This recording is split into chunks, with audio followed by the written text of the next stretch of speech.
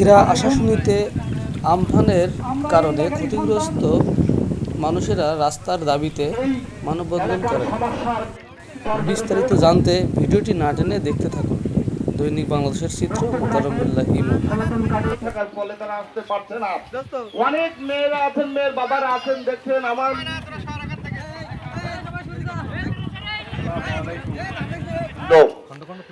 সেই সময়ে মানুষের দুঃখ দুর্দশা ভোগান্তির কোনো ভেঙে জর্জরিত হয়ে যায়, মানুষের যোগাযোগ ব্যবস্থা একেবারেই বিচ্ছিন্ন হয়ে যায়। বাংলাদেশের দক্ষিণ পশ্চিম কর্নারের ডিস্ট্রিক্ট এবং কিন্তু আমরা আজকে এই দেশের নাগরিক হয়েও আজকে আমরা এই নাগরিক অধিকার থেকে বঞ্চিত হই। লাশটি পর্যন্ত দাফন করবার, তাদের লাশটি সৎকাজ করবার ত্রাণ চাই না, ভিক্ষা চাই না, অন্য কোনো সাহায্য চাই না। 60 টাকার সে বাজার করবে কি? এই উপকূলীয় মানুষের জর্জরিত এলাকার অনেক মানুষ আছে যারা সুপেয় পানির সংকটে রয়েছে।